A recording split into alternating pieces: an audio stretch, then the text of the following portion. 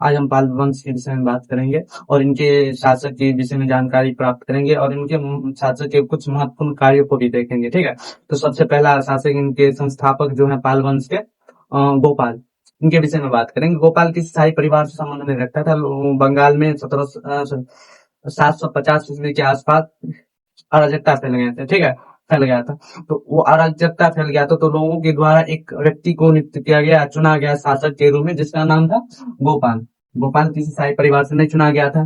ठीक है, खालिमपुर अभिलेख, धर्मपाल, इनके अगले शासक धर्मपाल थे, जिनके एक अभिलेख है खालिमपुर अभिलेख, जिन अभिलेख में ये कहा गया है कि गोपाल को लोगों के द्वारा चुना गया था। गोपाल 750 से 770 तक क्या करते हैं, शासन करते हैं। ठीक है, इन्होंने महत्वपूर्ण एक काम किया, औदंतपुरी बिहार की स्थापना की। ठीक है, ये बौद्ध धर्म को मानते थे।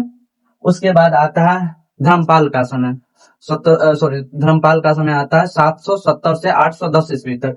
धर्मपाल क्या किया, सबसे पहला इन्होंने विक्रमशिला विश्वविद्यालय और सोनपुर, ठीक है, ये जो सोनपुरी बिहार है, इनकी स्थापना की। जो विक्रमशिला है वर्तमान भागलपुर में लोकेटेड है, भागलपुर में है। ठीक है, और ये जो सोनपुरी बिहार है, ये वर्तमान के बांग्लादेश में है। ठीक है, इन्होंने नालंदा विश्वविद्यालय का पुनर्निर्माण किया, पुनरुत्थान करवाया। ठीक है, और इस नालंदा विश्वविद्यालय को चलाने के लिए 200 गांव का राजस्व क्या किया, प्रदान किए। कौन के, धर्मपाल ने किए थे। ठीक है, इनका जो दो महत्वपूर्ण अभिलेख है, खालिमपुर अभिलेख और परम सौगात अभिलेख है। ठीक, खालिमपुर ही अभिलेख से पता चलता है, जो क्या था, गोपाल किसी शाही परिवार से संबंध नहीं रखता था, लोगों के द्वारा क्या किया गया था, इनको चुना गया था। ठीक है, उसके बाद इन्होंने क्या किया, कन्नौज, जब हर्षवर्धन की मृत्यु के बाद जब कन्नौज खाली पड़ गया था, उसमें प्रतिहार, राजकोट और एक ठो थे जो पाल वंश के शासक धर्मपाल भी उसमें क्या किए थे, कन्नौज पे अधिकार करने के लिए कूद पड़े थे। ठीक है, उस बतस राज के द्वारा इनकी जो पराजय भी एक बार हाथ लगे थे। फिर क्या हुआ, जो आगे बतस राज, प्रतिहार शासक बतस राज और राष्ट्रकूट शासक ध्रुव को पराजय के बाद क्या किया, इन्होंने कुछ दिनों के लिए कन्नौज पे अधिकार किए। ठीक है, और ये अधिकार अधिक दिनों तक नहीं चला। एक शासक नागभट्ट द्वितीय, जिनके आने के बाद क्या क्या, धर्मपाल को पीछे की ओर हटना पड़ा। ठीक है, और कन्नौज को क्या क्या गंवाना पड़ा।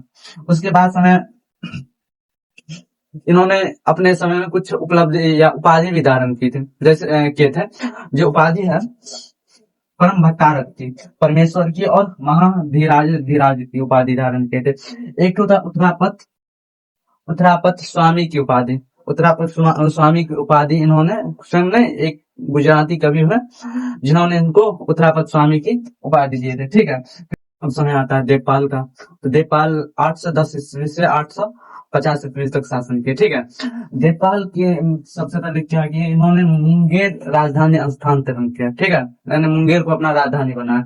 इसके समय में एक अरब यात्री सुलेमान आया था। ठीक है, जिन्होंने बंगाल के लिए रोमा शब्द का प्रयोग किया था। ठीक, देवपाल महिर भोज नामक एक शासक को क्या किया, पराजित किए।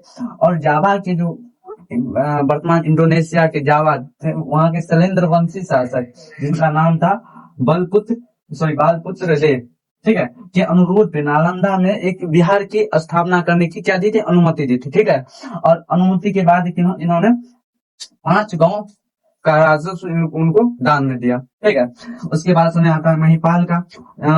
988 से 1038 तक इन्होंने शासन किया।